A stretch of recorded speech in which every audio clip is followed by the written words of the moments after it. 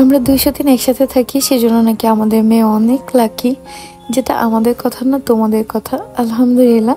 তোমরা লাস্ট ভিডিওতে সবাই এত কমেন্ট করছো যে আপু আলিশা মামনি অনেক লাকি, কারণ ওর 2টা মা। আর এই দিকে এই একটা কথার জন্য একজন আমাদের ছেড়ে চলে গেছিল, যে তার মেয়ে 2 মায়ের কাছে বড় হবে, কি ভাববে, মানুষ কি বলবে, সেজন্য সে তার মেয়েকে নিয়ে চলে গেছে।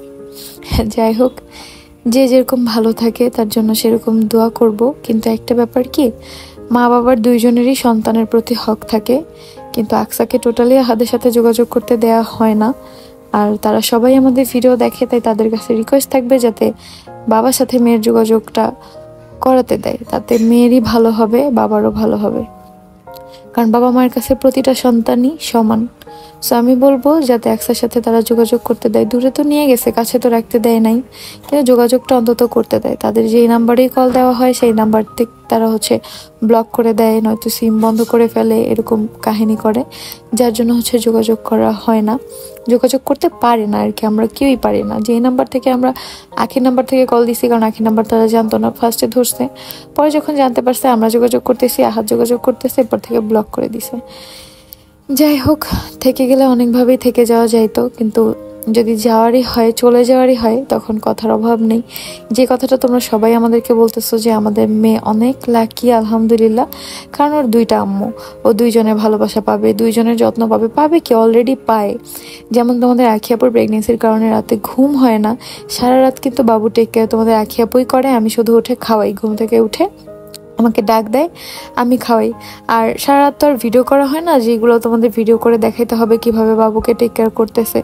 তো এই জন্য আমি আজকে বলে দিচ্ছি। আর দিনের বেলা সবকিছু আমি করি, আখি দুপুর পর্যন্ত ঘুমায়, কারণ এই প্রেগনেন্সির ওর সেকেন্ড ট্রাইমেস্টারের লাস্ট দিক চলতেছে, যার জন্য ওর টোটালি ঘুম হয় না।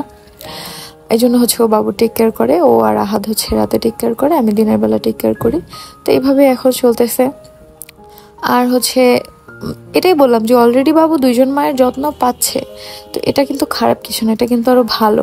তো সেরকম আকসাও কিন্তু 2জন মায়ের ভালোবাসাই পাইতো, 2জন মায়ের মধ্যেই বড় হইতো, কিন্তু ওর আম্মু সেটাকে ইস্যু ধরছে যে আকসার লাইফটা নাকি নষ্ট হয়ে যাবে। আর এখন আকসাকে নানা নানির কাছে রেখে সে বিদেশ চলে গেছে, আকসার না বাবার কাছে আছে না মায়ের কাছে আছে। এখন আকসার লাইফটা কি খুব সুন্দর, খুব ভালো আছে?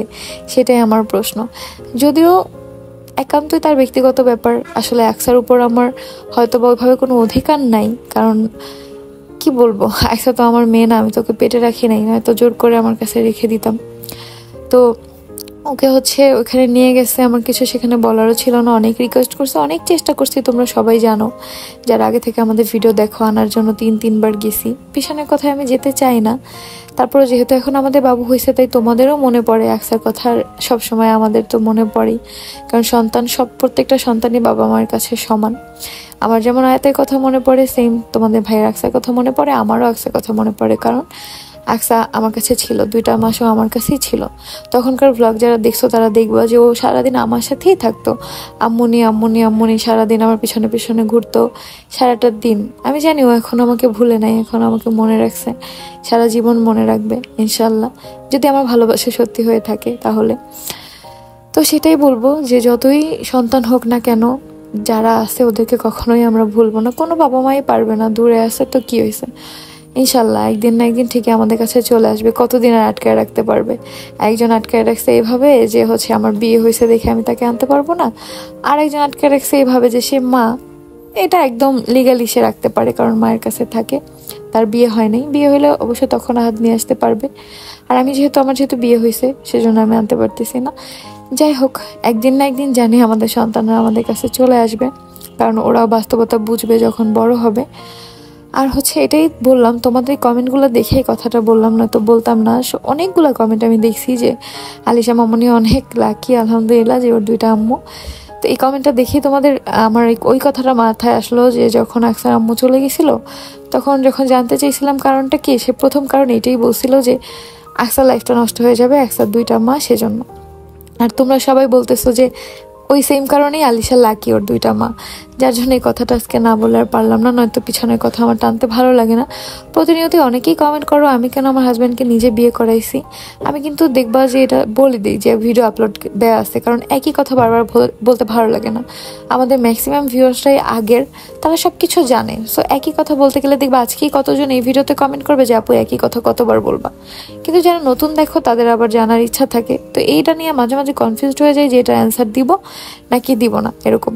তো এখানে হচ্ছে বাবুর জন্য কিছু কাঁথা আনাইছি, কারণ ওর জন্য অনেকগুলো কাঁথা আম্মু নিজেও সেলাই করছে, আমার দাদু সেলাই করছে। কিন্তু ওর যেহেতু আরও 1.5 মাস পরে আসার কথা ছিল, মানে এখনও সেপ্টেম্বরের 19 তারিখ ডেট, হ্যাঁ 19 তারিখ বা 23 তারিখ এরকমের ডেট দেওয়া ছিল, কিন্তু তার আগেও পৃথিবীতে চলে আসছে, যার জন্য কাঁথা টাথায় সেরকম ম্যানেজ করা হয় নাই। তো এই জন্য হচ্ছে কাঁথাগুলো অর্ডার দিয়ে নিয়ে আসছি। আর কাঁথাগুলো অনেকেই জানতে চাইছো কোন পেজের, অবশ্যই আমি বলে দিব। আমার আরও কিছু কাঁথা লাগবে, আমি আগে দেখি কাঁথাগুলো ভালো নাকি খারাপ, তারপর তোমাদের সাথে শেয়ার করব যে কোন পেজ থেকে কাঁথাগুলো নিছি। আগে আমি নিজে ব্যবহার করে নিই, কারণ একটা খারাপ জিনিসের রিভিউ আমি কখনোই দিব না। আর হচ্ছে একটা ব্যাপার যে এখানে দেখো বাবুর সাথে শুয়ে সে একই কথা বলতেছিল, আর বাবুর পিছনের চুল এখনও কাটা হয় নাই, যেহেতু বাবু অনেক ছোট, 2-1 দিনের মধ্যে ওর চুল কেটে দিব আমরা। সামনের চুলগুলো হচ্ছে NICU-তে বসে তারা কেটে দিছিল ক্যানোলা করার জন্য, মাথায় 2বার ক্যানোলা করছিল এই জন্য, আর নয়তো এত তাড়াতাড়ি ওর চুল কাটা হইতো না। মাশাল্লাহ অনেক চুল হয়েছে বাবুর, আমার মতোই হয়েছে, মাশাল্লাহ মাশাল্লাহ মাশাল্লাহ। তোমরা অনেকেই ভিডিও দেখে বুঝতে পারছো। আর হচ্ছে আমি বারবারই তোমাদের বলতেছি যে বাবুর ফেসটা আমি দেখাইতে পারবো না, কারণ হচ্ছে আমাদের ফ্যামিলির বড়রা আমাকে নিষেধ করছে। দেখো সব কিছুর মধ্যে সবার একটা বাধা নিষেধ মেনে চলতে হয়, তাই না? আমি তো আর অবাধ্য হয়ে একদম চলতে পারবো না যে একদম কোনো কথাই শুনবো না তাদের একেবারে, তো সেরকম তো আর সম্ভব না, যার জন্য দেখাবো না। আর এই হচ্ছে ইভানদের বাসা, তোমাদের বলছিলাম যে ইভানদের যে বাসাটা নিয়ে দিছি ওরা সেই বাসায় উঠতেছে, এখানে গেলে তোমাদেরকে দেখাবো। তো এই দিন হচ্ছে ওরা এই বাসায় উঠছে। তোমাদের ভাইয়া আমাদের গাড়ি যে প্রবলেম হয়েছিল, গাড়ি আনতে গেছিল, তখন হচ্ছে বাসাটা দেখে আসছে সামি, আর হচ্ছে তোমাদের ভাইয়া গেছিল। তো এখানে এত মানি প্ল্যান্ট, এটা আবার তোমাদের ভাই ভিডিও করে নিয়ে আসছে। তো আমি বললাম মানি প্ল্যান্ট আনো নাই কেন, পরে বলে তুমি তো ওই বাসায় যাবা তখন নিয়ে আসতে পারবা। তো এই বাসাটা খুবই সুন্দর, এটা হচ্ছে গ্যাস সহ, ভাড়া হচ্ছে 5,000 টাকা। তো এইটা এই মাস থেকে ভাবিরা উঠলো আলহামদুলিল্লাহ। এই মাস থেকে হচ্ছে তাদের দায়িত্ব যাতে আমরা পালন করতে পারি আল্লাহর ইচ্ছায়। সবাই আমাদের জন্য দোয়া করবা, আমাদের পাশে থাকবা। আর হচ্ছে ওরাও হচ্ছে আমাদের পরিবারের অংশ, দূরে থাকলে কি হয়েছে, তাও আমাদের বাসা থেকে অনেক কাছে। আবার ওদের বাসাটা একটু গোছানো হোক, বাবু একটু বড় হোক, তারপরে বাবুকে নিয়ে ওই বাসায় যাব।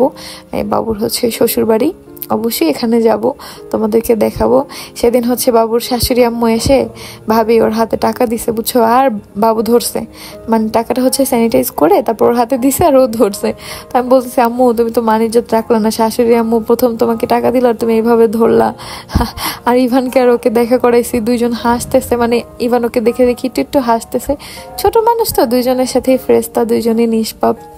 তো ইনশাল্লাহ অনেকেই অ্যাপ্রিসিয়েট করছো যে হ্যাঁ আপু আগের দিনও এরকম হয়তো যে পেটে থাকতে বিয়ে ঠিক করে দিত, বাকিটা আল্লাহর ইচ্ছা। কারণ আল্লাহর কাছে আমরা চাবো, আমরা আশা করব, তারপরে আল্লাহ আমাদের সেটা দিবে। যে না চাইলে আল্লাহ বা কেন দিবে বলো? তো অবশ্যই আমি চাই, আল্লাহর সবকিছু আল্লাহর হাতে, আল্লাহর হুকুম ছাড়া কখনোই বিয়ে জন্ম মৃত্যু এগুলো হয় না। তো অবশ্যই আল্লাহর হুকুম দরকার। তো কিন্তু আমরা তো আশা করতেই পারি, যেহেতু আমরা আশা করে রাখছি। ইনশাল্লাহ আমার আল্লাহর প্রতি বিশ্বাস আছে, আল্লাহ এটা সত্যি করবে ইনশাল্লাহ। আর তোমরা সবাই দোয়া করবা যাতে আমাদের দুই ফ্যামিলির বন্ডিং এভাবেই থাকে সারা জীবন, আমি যাতে তাদের পাশে দাঁড়াতে পারি, তাদের মতো আরও অনেক মানুষের পাশে দাঁড়াতে পারি। অবশ্যই তোমরা আমাদের জন্য দোয়া করবা। তো এই হচ্ছে তোমাদের ভাইয়া গাড়ির গ্যারেজে গেছিলো গাড়িটা নিয়ে আসতে, গাড়ির প্রবলেম ঠিক হয়ে গেছে আলহামদুলিল্লাহ। গাড়িটা একদিন বাসায় ছিল না, খুব খারাপ লাগছে যে হচ্ছে গাড়িটা নাই। তো পরে গাড়ি নিয়ে তোমাদের ভাইয়া চলে আসতেছে, আর আলহামদুলিল্লাহ এখন আগের থেকে অনেক ভালো ড্রাইভ করে তোমাদের ভাইয়া। যেহেতু নতুন নতুন ড্রাইভ করতো, তাও হসপিটালে দৌড়াদৌড়ি করতে করতে হয়ে গেছে, হাত একদম ক্লিয়ার হয়ে গেছে, আগে থেকেই ও পারতো। তো এখন হচ্ছে স্বামীকে নিয়ে বাসায় যাবে। আর এই দিয়াবাড়ির এই রোডটা, উত্তরের এই সাইডটা আমার এত ভালো লাগে, এত ভালো লাগে। আচ্ছা ওই বিল্ডিংগুলো যে কি কালারফুল, ওইখানের কেউ কি আসো যে আমাদের ভিডিও দেখো, তাহলে একটু আমাকে কমেন্ট করে জানায় তো, তাহলে তোমাদের এলাকায় ঘুরতে গেলে তোমাদের সাথে দেখা করব। কারণ ওই বিল্ডিংগুলো আমার কাছে এত সুন্দর লাগে, আর ওই রাস্তাটাও আমার কাছে এত সুন্দর লাগে যেটা বলার মতো না। তো উত্তরা দিয়াবাড়ি থেকে কে কে আমাদের ভিডিওটা দেখতেছো, এই বিল্ডিংয়ে কেউ থাকো কিনা অবশ্যই কিন্তু কমেন্ট করে জানাবার। যারা আমাদের চ্যানেলে নতুন আছো অবশ্যই আমাদের চ্যানেলটা সাবস্ক্রাইব করবা, যারা আমাদের পেজে নতুন আছো অবশ্যই আমাদের পেজটা ফলো করবা, আর ভিডিওটা ভালো লাগলে অবশ্যই লাইক কমেন্ট শেয়ার করে আমাদের পাশে থাকবা। আর কে কোন জায়গা থেকে আমাদের ভিডিওটা দেখতেছো সেটা অবশ্যই কমেন্ট করে জানাবা। শুধু উত্তরের মানুষের কমেন্ট করতে হবে না, তোমরা কে কোন জায়গা থেকে আমাদের ভিডিও দেখতেছো অবশ্যই কমেন্ট করবা। আর অনেকেই জিজ্ঞেস করছিল যে এনআইসিউতে বাবুর কষ্ট কত আসছিল টোটাল। আমি কিন্তু সবাইকে রিপ্লাই দিয়ে দিছি, সবাইকে অনেক অনেক থ্যাংক ইউ। অনেকে এরকম বলছে এরকমই খরচ যায়, আসলে এনআইসিউতে অনেক বিল আসে, শুধু এনআইসিউ না, দেখো মেডিসিনের একটা আলাদা কস্ট, টেস্টের আলাদা, দেন আমি এসি কেবিনে ছিলাম সেইটার আলাদা, দেন ওইখানে প্রতি পার্টে পার্টে আলাদা আলাদা। কিন্তু সার্ভিস খুবই ভালো ছিল এনাম মেডিকেলে, যেটা বলতে হবে। খাবারও খুব ভালো ছিল। আমি ফার্স্ট কোনো মেডিকেলের খাবার খেয়ে মজা পাইছি, যেটা একদম রোগীদের জন্য পারফেক্টভাবে রান্না করা হয়তো, ঝাল টাল সব কিছু মিডিয়াম দিয়ে। আর ওদের সার্ভিস খুব ভালো, রুম সার্ভিস। যখন তুমি রুমের বাইরে যাবা তখনই তুমি সিস্টারদের পাবা, আবার যখন তোমার রুম সার্ভিস লাগবে তখনও তুমি যে কোনো স্টাফকে রুমের সামনে পাবা। তোমার ডাকতে রুম থেকে বের হয়ে 2 কদম দূরে যাইতে হবে না, ওরা এত অ্যাক্টিভ। তো সবাই খুবই ভালো, দোয়া করি যাতে এনামের সার্ভিস সবসময় এরকম থাকে, এনাম মেডিকেলের। আর আর আবার আগামী পরশুদিন আবার বাবুকে নিয়ে একটু, বাবুর যে ডক্টর তার কাছে চেক আপে যেতে বলছে, যেতে হবে। তারপর আবার ঢাকায় টেস্টটা করতে যেতে হবে 28 দিনের মধ্যে। তো সবাই দোয়া করো, আমি খুব ভয় পাচ্ছি বাবুকে নিয়ে এত দূর ঢাকায় যাব, লং একটা জার্নি। যাই হোক, যেতে তো হবেই।